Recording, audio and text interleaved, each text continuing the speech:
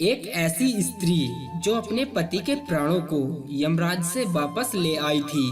प्रिय श्रोताओं, इस स्त्री की ऐसी भावनाओं को हमारे देश पूरे भारतवर्ष में एक व्रत के रूप में बनाया जाता है। नमस्कार और स्वागत है आप सभी का आपके अपने YouTube चैनल यूजफुल जानकारी में। अगर आपको हमारा यह वीडियो पसंद आता है तो लाइक करके आप अपना प्यार हमें जरूर देना।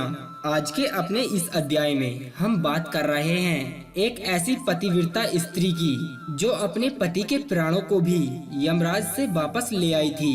आज के अपने इस वीडियो में हम जानेंगे देवी सावित्री के बारे में, क्यों उसने सत्यवान से विवाह किया और कैसे यमराज से सत्यवान के प्राणों को वापस ले आई थी। सावित्री मध्य देश के राजा अश्वपति की पुत्री थी। जब देवी सावित्री अपने विवाह योग्य हुई तब उनके पिता ने कहा कि तुम्हारी विवाह की आयु हो गई है, इसलिए स्वयं ही अपने लिए वर चुनकर विवाह कर लो।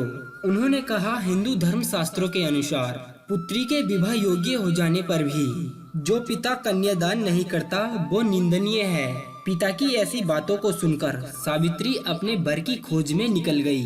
वह राज ऋषियों के तपोवन में पहुंची और कुछ दिन तक देश एवं नगरों में अपने विवाह के लिए वर की तलाश करती रही। जब वह वापस अपने घर पहुंची तब मद्रराज अश्वपति एक सभा में बैठे हुए थे। उस सभा में नारद मुनि भी उपस्थित थे। राजा के पूछने पर देवी सावित्री ने बताया कि साल्भ देश के राजा के पुत्र जिनका पालन पोषण जंगल एवं वनों में हुआ है, उनको अपने पति के रूप में स्वीकार कर लिया है, जिसका नाम सत्यवान है। ऐसा सुनकर नारद मुनि चिंतित होकर बोले कि इस वर की कुंडली में तो दोष है। जो वर सावित्री ने चुना है उसकी आयु कम है, उसके पास केवल जीने के लिए 1 वर्ष ही शेष है। ऐसा सुनकर सावित्री ने कहा कि चाहे जो भी हो, मैंने उसे अपने पति के रूप में स्वीकार कर लिया है, मैं उसी से अपना विवाह करूंगी। और सावित्री तथा सत्यवान का विवाह पूरी विधि विधान के साथ संपन्न हुआ। समय बीतता गया और नारद मुनि द्वारा बताया गया सत्यवान के बारे में अंतिम दिन मात्र 4 दिन दूर था। तब सावित्री ने 3 दिनों का व्रत किया। चौथे दिन जब सत्यवान वन में लकड़ी काटने जा रहे थे तब सावित्री ने भी साथ जाने का हठ किया। तब सावित्री ने सत्यवान से कहा कि हे स्वामी, आज मैं आपके साथ वन में लकड़ी काटने चलूंगी। सत्यवान ने सावित्री से मना करते हुए कहा कि हे देवी, जंगल का रास्ता बहुत कठिन है और तुम्हें व्रत के कारण दुर्बलता भी है। परंतु ऐसा सुनकर भी सावित्री नहीं मानी और सत्यवान के साथ जंगल में लकड़ियां काटने चली गईं। जंगल में लकड़ी काटते समय सत्यवान का सर अचानक से घूमने लगा। तब देवी सावित्री ने सत्यवान का सर अपनी गोद में रखा। तभी उसे लाल वस्त्र पहने भयंकर आकृति वाला एक पुरुष दिखाई दिया। वह साक्षात यमराज थे।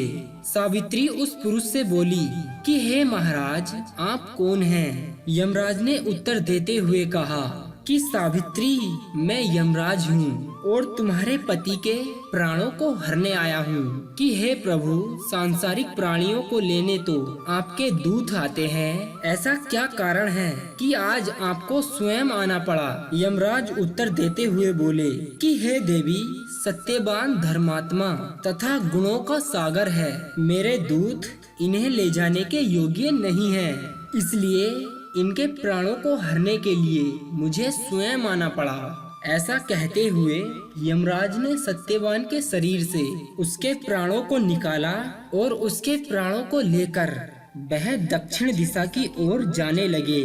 सावित्री भी उनके पीछे पीछे चल दी। सावित्री को अपने पीछे आता देख यमराज बोले कि सावित्री, तुम मेरे पीछे पीछे कहाँ आ रही हो? सावित्री बोली कि मेरे पति जहाँ जाएंगे मैं भी वहीं जाऊंगी, यही मेरा धर्म है और कर्म है। यमराज के बहुत समझाने पर भी सावित्री नहीं मानी।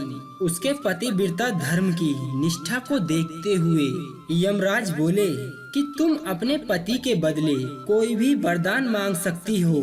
सावित्री ने यमराज के ऐसा कहने पर अपने दृष्टिहीन सास ससुर की आंखों को मांगा और यमराज ने तथास्तु कहा और आगे की ओर बढ़ने लगे। फिर से सावित्री उनके पीछे पीछे चल दी।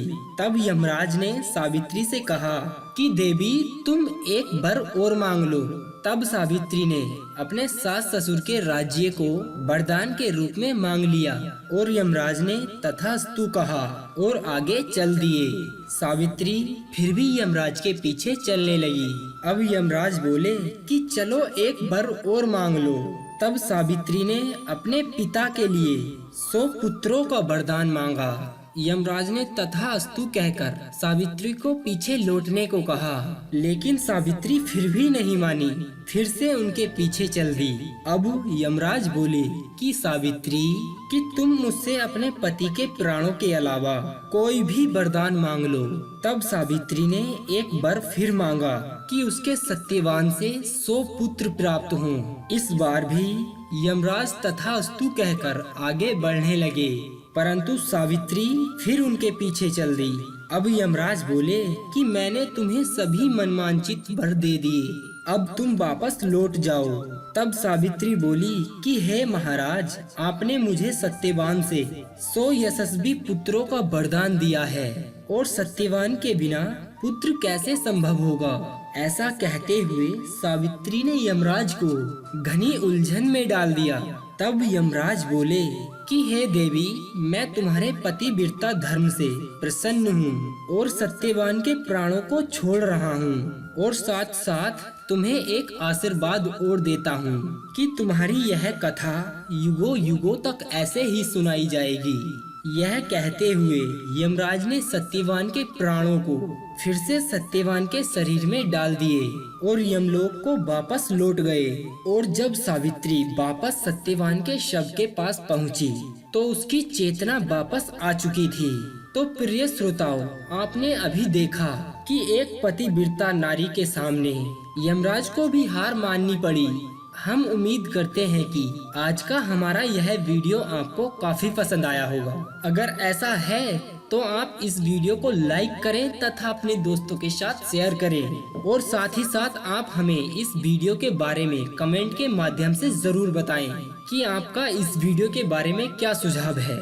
और आगे ही ऐसे वीडियोस देखने के लिए आप हमारे इस YouTube चैनल यूजफुल जानकारी को जल्दी से सब्सक्राइब कर लें। अब दीजिए हमें इजाजत, ताकि हम आप सभी के लिए एक और ऐसी ही अनसुनी व रोचक और ज्ञानवर्धक जानकारी को ढूंढकर ला सके। तब तक के लिए आप अपना ध्यान रखिए और हमेशा मुस्कुराते रहिए। फिर मिलेंगे जल्द ही एक और ऐसे ही वीडियो के साथ।